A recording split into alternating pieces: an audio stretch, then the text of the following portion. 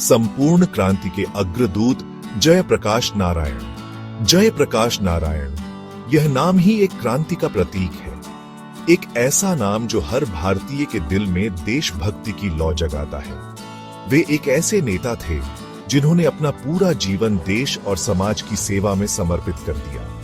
उनका जन्म एक साधारण परिवार में हुआ था, लेकिन उनकी सोच और विचार साधारण नहीं थे।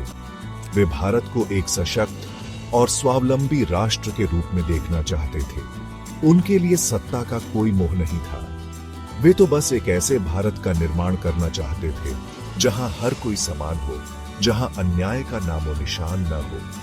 एक ऐसा भारत जिसके सपने हमारे स्वतंत्रता सेनानियों ने देखे थे।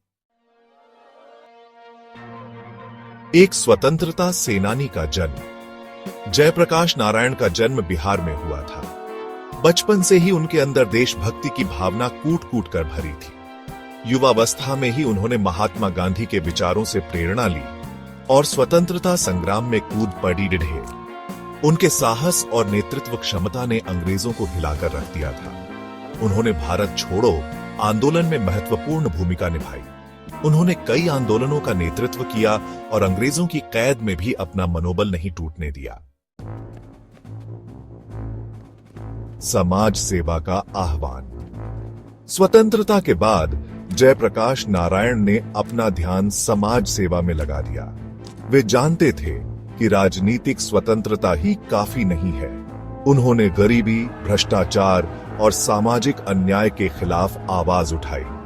उन्होंने लोगों को उनके अधिकारों के प्रति जागरूक किया और उन्हें एकजुट होने का संदेश दिया। उन्होंने किसानों, मजदूरों और दबे कुचले वर्ग के लोगों के लिए संघर्ष किया। सेक्शन 4, संपूर्ण क्रांति, एक आंदोलन का उदय। जयप्रकाश नारायण ने 1974 में संपूर्ण क्रांति का नारा दिया। यह एक ऐसा आंदोलन था जिसका उद्देश्य था देश में व्याप्त भ्रष्टाचार और कुशासन को समाप्त करना। इस आंदोलन में लाखों लोग शामिल हुए। छात्रों, किसानों, मजदूरों, सभी ने एकजुट होकर सरकार को चुनौती दी। जयप्रकाश नारायण का मानना था कि असली क्रांति तो समाज में बदलाव लाकर ही आ सकती है। उनका यह आंदोलन भारतीय लोकतंत्र के लिए एक महत्वपूर्ण मोड़ साबित हुआ। सेक्शन 5, एक अमिट विरासत।